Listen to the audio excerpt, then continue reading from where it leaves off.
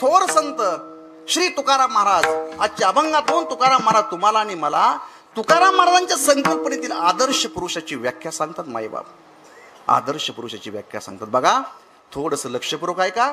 जीवन कोणतंही असू द्या, कोणत्याही परिस्थितीतील असू द्या, कोणत्याही कालातील असू द्या, स्त्रियांचा असू द्या, पुरुषांचा असू द्या, लहानाचा असू द्या, थोराचा असू द्या, कोणत्याही पदावरच्या व्यक्तीचा असू द्या, नवे नवे जिथं जिथं मनुष्य वस्ती आहे आणि पलीकडं फक्त अथांग पाणी आहे, मनुष्य वस्ती पलीकडं नाही, त्या शेवटच्या टोकाच्या माणसाचं जीवन असू द्या. जीवनामध्ये आदर्श फारच महत्वाचा आहे. जीवनामध्ये आदर्श नसेल तर त्या जीवनाला शून्य किंमत आहे. व्यक्तीच्या जीवनामध्ये आदर्श असावा, त्या आदर्शाकडे आपण पाहावं आणि आपण आपलं जीवन जगत जावं. दोन शब्द आहेत बघा. व्यक्तीच्या जीवनाला गती असावी आणि त्या गतीला योग्य दिशा असावी. गती असावी आणि त्या गतीला योग्य बोला की दिशा असावी. ज्यावेळेस गती आणि दिशा यांचं समीकरण आयुष्यामध्ये जुळून येतं, मग त्याच्यातून जे काही तुम्हाला प्राप्त होतं त्याचं नाव आहे सद्गती. गती प्लस दिशा इज इक्वल टू सद्गती. आणि ज्यावेळेस गती आणि दिशा यांचं समीकरण आयुष्यामध्ये कधीच कुठेच केव्हाच जुळून येत नाही, मग जे तुमच्या आमच्या पदरात पडतं त्याचं नाव आहे अधोगती. म्हणजे व्यक्तीच्या जीवनाला गती असावी आणि त्या गतीला योग्य दिशा असावी. विठ्ठल विठ्ठल.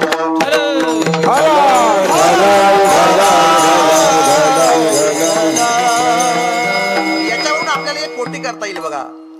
समाजामध्ये चार प्रकारचे लोक आहेत. पहिला वर्ग समाजामध्ये असा त्याच्या जीवनाला गतीही नाही आणि दिशाही नाही. दुसरा वर्ग समाजामध्ये असा त्याच्या जीवनाला गती आहे परंतु दिशा नाही. तिसरा वर्ग समाजामध्ये असा त्याच्या जीवनाला दिशा आहे परंतु गती नाही. आणि चौथा वर्ग समाजामध्ये असा आहे त्याच्या जीवनाला गतीही आहे आणि दिशाही आहे. पहिला वर्ग त्याच्या जीवनाला गतीही नाही दिशाही नाही, उगीच जगायचं म्हणून जगायचं. काय करतो तो काय नाही, कुठं चालला कुठं नाही. अरे तू कशाला गेला तिथं, तू गेल्यामुळे भांडण लागलं. अरे तू बोलू नको, तू बोलल्यामुळे ते वातावरण पेटलं. अरे तू जाऊ नको. काय जीवन आहे, किती आळशी जीवन आहे, किती निंदनीय जीवन आहे. तुकोबरायांना अशा आळशी निंदनीय जीवनाचा तिरस्कार वाटतो. तुकोबरायांना असं आळशी जीवन म्हणजे पूछ नाही पायचारी मनुष्या परी कुतरी ती, नाही का. किती आळशी जीवन. खूप आळशी लोक असतात, दिशा उगेच जगायचं म्हणून जगतात. आमचे गुरुजी सांगतात की असं झालं, किंवा माऊली ज्ञानोबा ज्ञानेश्वरीमध्ये सांगतात. माऊली म्हणतात काय झालं, एकाला ब्रह्मदेव प्रसन्न झाले. ब्रह्मदेव प्रसन्न झाले, त्याला आनंद झाला. ब्रह्मदेव म्हटले बाबा काय मागायचं ते माग. वरमृही काय मागतोस माझ्याकडं. तो म्हटला देवा मला तुमचं आयुष्य देऊन टाका. ब्रह्मदेव म्हटले अरे वेड्या, माझं एवढं मोठं आयुष्य घेऊन काय करणार आहे. काय सामाजिक कार्य करतो, काय विधायक काम करतो, काय राजकीय काम करायचंय का. नाही, काय तपश्चर्या वगैरे करायचं, एखादं पद तुला प्राप्त करायचंय का जीवनात. तुम्हाला छेचे देवा तसला अजिबात काय करणार नाही. मग एवढं मोठं माझं आयुष्य कशा करता मागतो. तो म्हटला देवा एकच काम करणार आहे. काय करणार. माऊली म्हणतात तो असं म्हणतो देवा एकच काम करणार आहे. काय करणार एवढं आयुष्य घेऊन. तो म्हटला वरून 2 गोधड्या आणि खालून 2 गोधड्या पडून राहीन. ज्ञानोबा ज्ञानेश्वरीमध्ये लिहितात मनते ब्रह्मायु होई जे निजलियाची असी जे हे वाचून दुजे व्यसन नाही. अंगे अंग मोडामोडी कार्या जाती अनावडी नुसधीच परवडी जांभयाची जांभळ्यावर जांभळ्या नाही का. विठाला विठाला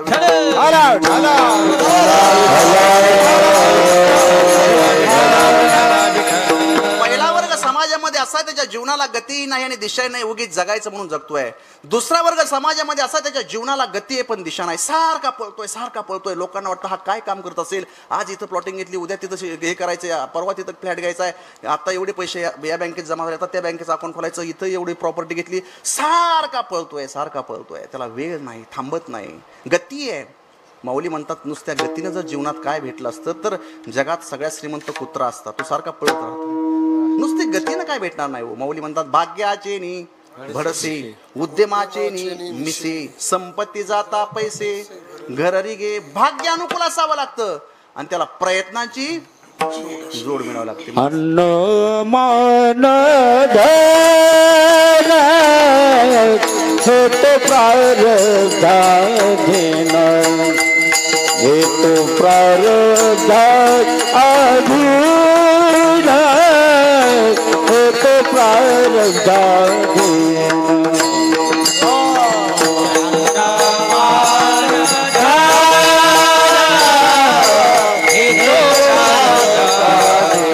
Oh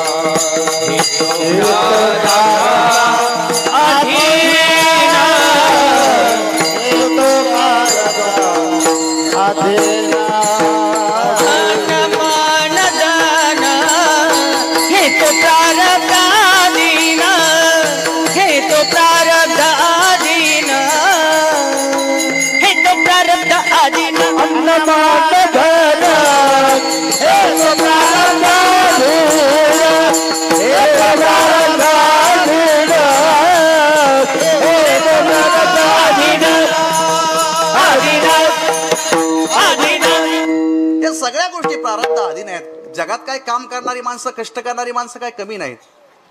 मला आल्यानंतर सांगितलं की म्हणले 10 वर्षापूर्वी आमचे मनोहर दादा साध्या झोपडपट्टीला राहायचे. 10 वर्षापूर्वीची परिस्थिती आणि आजची परिस्थिती काय झालं. त्यांनी आपल्या इतकेच त्यांनाही वेळ आहे, त्यांनाही 24 तास आहे, आपल्याही 24 तास आहे. त्यांनाही 2 हात आहेत त्यांच्या मुलांना, आपल्यालाही 2 हात आहेत. त्यांनाही 2 पाय आहेत, आपल्यासारखेच मेंदू आहे. पण या सगळ्या गोष्टी ज्या असतात ना त्या प्रारब्धामध्ये असतात. मौली म्हणतात की नुसतं प्रारब्ध प्रारब्ध करीत बसू नका, तर त्याला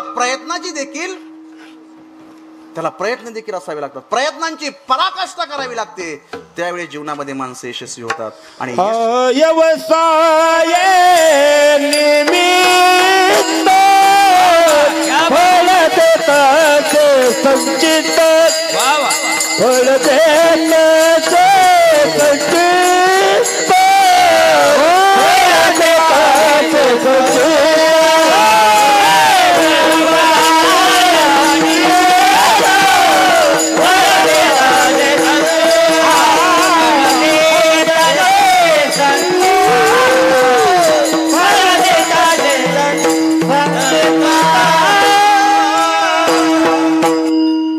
अतिशय छान प्रमाण दिलं. व्यवसाय निमित्त वाजवा टाळे, वाजवा घे. व्यवसाय निमित्त फळ देतसे संचित. या आजींचा फोटो येतं. या आजीनं त्यांच्या मुलांना हुलग्याच्या कडाण आणि हुलग्याच्या भाकरी खाऊ घातलेल्या आहेत. 15-20 वर्षाचा कालखंड असेल नाही का. व्यवसाय निमित्त आहे हो. फळ देतसे संचित नाही का. प्रारब्ध जर अनुकूल झालं ना तर या सगळ्या, आणि हे सगळं करूनही माणसामध्ये राहणं, उंच शिखरावरती जाऊन देखील आपलं पाय जमिनीवरती ठेवणं, याच्याकरता कृपा असावी लागते, आशीर्वाद असावा लागतो. आज या ठिकाणी ते जे आपल्यामध्ये बसलेले आहेत, आपल्याशी बोलतात. मला मगाशी म्हटले ना, अहो तुम्ही जाणार आहो, मोठा माणूस आहे पण तुम्हाला तुमच्या जवळ येईल. अहो म्हटलं मोठ्या माणसाचं तेच वैशिष्ट्य असतं. मोठी माणसं कधीच म्हणत नाही मी मोठा आहे म्हणून. आणि तो जर मोठा म्हणत त्याला कोण मोठं मानणार आहे. तो आपल्या जवळ नाही आला तर. मोठ्या माणसाचं ते मोठेपण असतं आणि ते मोठेपण त्यांचं अबाधित राहावं अशी पांडुरंगाचरणी प्रार्थना आहे. आज गुरुवर्य नामदेव बाबा चारठाणकर देखील इथे येऊन त्यांना आशीर्वाद देऊन गेले. विठाला विठाला.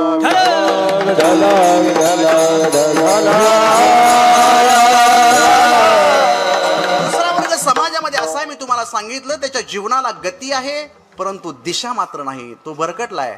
तिसरा वर्ग समाजामध्ये असा आहे, त्याच्या जीवनाला दिशा आहे परंतु गती नाही. महाराज 100% ह्या वर्षी वारीला येणार. तुम्ही म्हणता ना वारी वारी वारी, जगाच्या पाठीवरचं हे आठवण नाही, पहिलं आश्चर्य आहे. ज्ञानोबरायांचा सोहळा आहे जगाच्या पाठीवर. जगाच्या पाठीवरची 7 आश्चर्य बाजूला ठेवा आणि त्या 7 आश्चर्य ज्यांनी निवडली, ज्यांनी ती आज आपल्यासमोर मांडली, जगात अभ्यासाला दिली, त्यांना जाऊन सांगा ह्या 7 आश्चर्यांना आश्चर्य वाटेल असा आमचा ज्ञानोबरायांचा सोहळा आहे.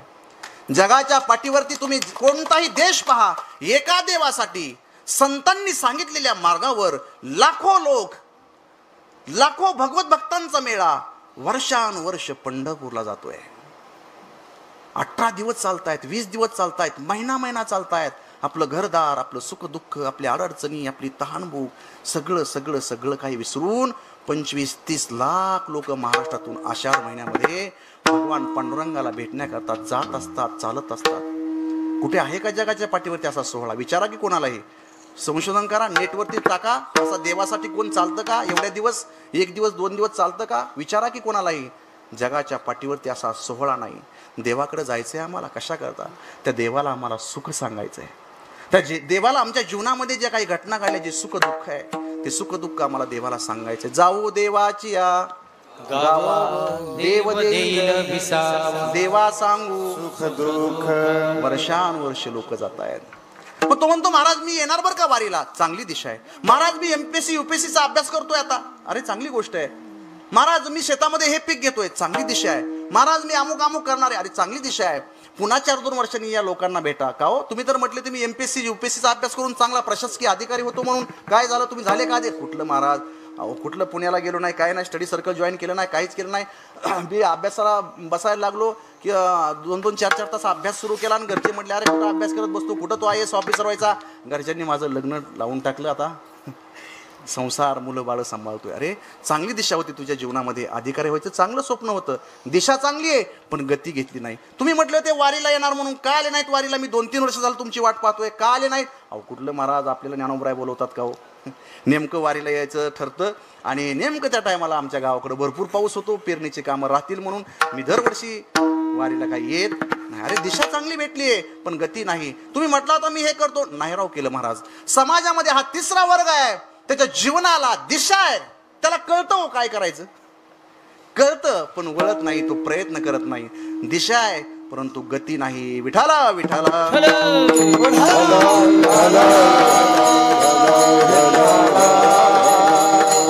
आणि 4था वर्ग समाजामध्ये असा आहे, त्याच्या जीवनाला दिशाही आहे आणि गतीही आहे.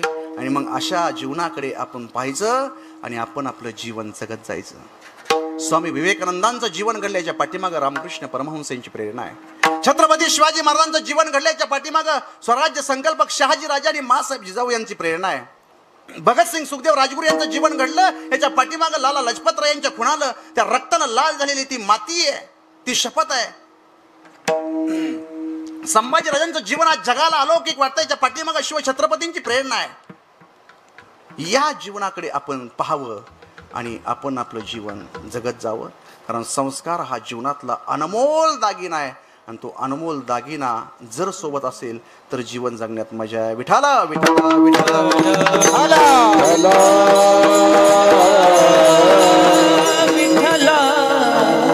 ज्यावेळेस महात्मा गांधींनी 1920 साली असहकार आंदोलन पुकारलं, असहकार आंदोलन, विदेशातला कपडा, विदेशातली कोणती वस्तू घ्यायची नाही, असहकार करायचं. ज्यावेळेस असहकार आंदोलन पेटलं त्यावेळेस महाराष्ट्रामध्ये एका खेडेगावामध्ये, लक्षपूर्वक आहे का, एका खेडेगावामध्ये एक आई आपल्या 10-12 वर्षाच्या मुलाला घेऊन राहत होती. सत्य घटना आहे.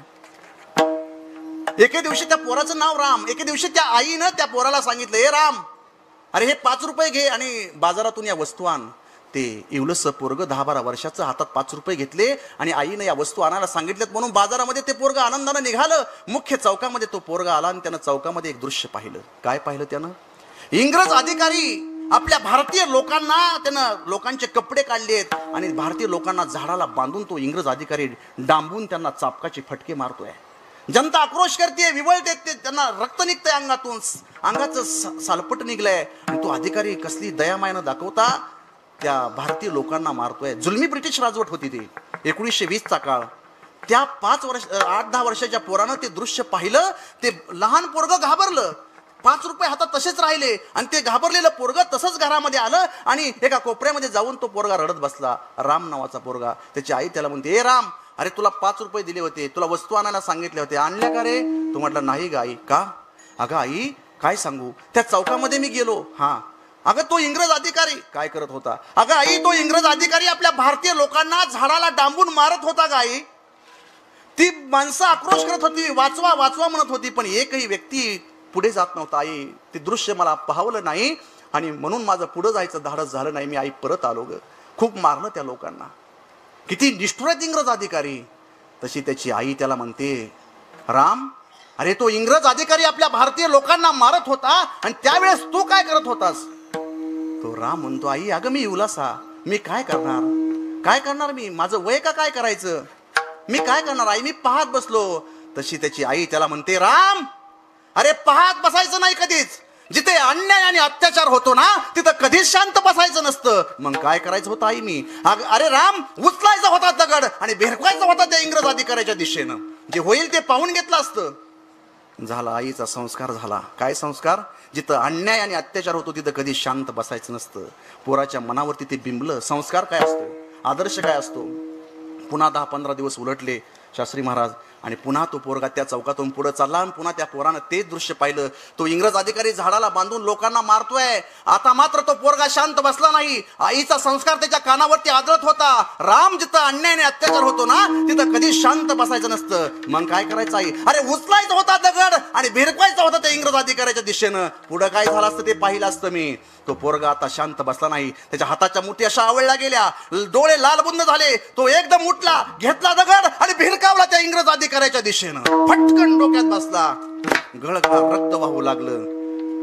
तो इंग्रज अधिकारी विवळत खाली बसला. तो 12 वर्षाचा पोरगा पळत गेला, उचलला दगड आणि घातला त्या इंग्रज अधिकाऱ्याच्या डोक्यात. टाचा घासत तो इंग्रज अधिकारी त्या ठिकाणी गतप्राण झाला. 12 वर्षाच्या पोरानं हे भयानक कृत्य केलं. इंग्रज अधिकारी त्या ठिकाणी मेला. इंग्रज शासनानं त्या राम नावाच्या पोराला पकडलं. आता हा लहान आहे, बाल गुन्हेगार आहे म्हणून त्याला बाल सुधारगृहात टाकलं नाही. हो, बाल सुधारगृहात न टाकता या राम नावाच्या पोराला इंग्रज शासनानं 1921ची घटना आहे महाराष्ट्रातली, फाशीची शिक्षा सुनावली. फाशीची शिक्षा सुनावली. फाशीचा दिवस उजडला. आदल्या दिवशी त्याला सांगितलं, राम तुझी शेवटची इच्छा काय आहे? तो 12-13 वर्षाचा पोरगा म्हणला, माझी शेवटची इच्छा एकच आहे, मला माझ्या आईला भेटायचं आहे. त्या 12 वर्षाच्या पोराला भेटण्याकरता आई त्या जेल प्रशासनाच्या त्या तिथं तुरुंगामध्ये आली. पण रडत पडत, डोळ्यामध्ये अश्रू, डोळ्याला पदर, अजिबात नाही, अगदी निर्भयपणे जणू काय माझ्या लेखानं फार मोठा पराक्रम केलाय अशा आविर्भावामध्ये ती रामची आई तुरुंगामध्ये आली. समोर तिनं रामला पाहिलं आणि आई असा आवाज देऊन तो राम आपल्या आईला बिलगला आणि रडू लागला. त्याच्या आईच्या डोळ्यात पाणी नाही. त्याची आई त्याला म्हणते, राम का रडतोस? का रडतोस? मला कशा करता बोलवलं बाळा? तो बोलतो, आई अगं मला उद्या फासावरती देणार आहेत ग. मग बघा आईचे शब्द, मग अगं आई आजपर्यंत तू मला एवढे संस्कार दिले, मग मरण्यापूर्वी एखादा तुझा संस्कार या कानावरती आदळावा याच्याकरता तुला बोलवलंय. याच्याकरता बोलवलंय का? हो का आई? मग ऐक माझा संस्कार राम. ती आई रामला संस्कार देते तुरुंगामध्ये. राम उद्या तुला फासावरती देतील हे मला माहिती आहे, तू सांगायची गरज नाही. पण एक लक्षात घे राम, फासावरती जात असताना डोळ्यातून एक अश्रू देखील खाली येऊ द्यायचा नाही, अजिबात रडायचं नाही. हा घे माझा शेवटचा संस्कार.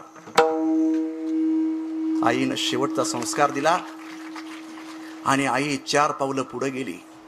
तशी त्या रामनं आईला हाक मारली, आई आई असा आवाज दिल्याबरोबर एखाद्या हरणीनं आपल्या पाडसाकडे झेप घ्यावी तशी ती आई त्या रामकडे धावत गेली, कडकडून मिठी मारली. आईच्या डोळ्यातील अश्रू रामच्या डोक्यावरती पडले. राम रडू लागला. आई म्हणते, राम फासावरती जाणार आहे म्हणून रडतोस का? मरणाची भीती वाटते का राम?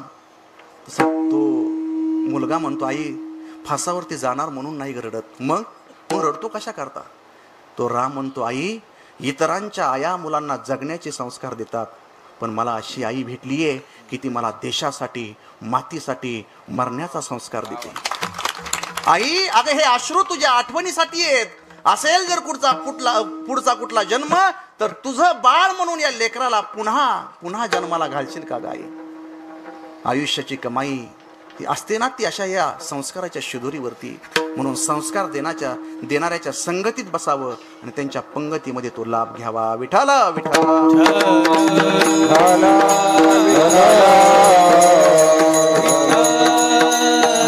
आदर्शानं जीवन घडतं. सामान्य लोकांचं जाऊ द्या, कोणाला कोण आदर्श वाटेल, कोणाला कोण आदर्श वाटेल, कोणाला कोण आपले आई वडील आदर्श वाटतील, कोणाला आपले गुरुजी आदर्श वाटतील, कोणाला आपले हायस्कूलचे सर आदर्श वाटतील, कोणाला आमदार खासदार मंत्री आदर्श वाटतील, कोणाला पंतप्रधान, कोणाला युनोचे अध्यक्ष, कोणाला राष्ट्रपती आदर्श वाटतील. आदर्शाच्या संकल्पना भिन्न भिन्न आहेत. कोणाला गौतमी पाटील आदर्श वाटेल, सबसे कातील आहे की नाही, वाटू शकतं. परवा मी पाहिलं इंस्टाग्रामला एका पोरानं स्वतःच्या या मनगटावरती गौतमी पाटील असं गोंधून घेतलंय. त्याला आदर्श वाटतंय. ती आदर्शाच्या संकल्पना प्रत्येकाच्या भिन्न भिन्न आहेत. जाऊ द्या, लोकांना आनंद भेटतोय ते पाहून आहे का नाही. त्यांच्या आनंदात आपण काय बोलणार? आनंदाची निर्मिती करते ते नृत्यातून आणि प्रेक्षकांनाही तो आनंद भेटतोय. आपण त्याच्यावरती बोलणं चुकीचं आहे. त्यांना तो आनंद भेटतोय, त्यांनी ते खुशाल करावं. आनंदाच्या आदर्शाच्या संकल्पना प्रत्येकाच्या भिन्न भिन्न आहेत. जाऊ द्या, सामान्य माणसाच्या अंतकरणाला स्फुरलेली आदर्शाची संकल्पना सामान्य असते आणि महात्म्याच्या अंतकरणाला स्फुरलेली आदर्शाची संकल्पना फार मोठी असते.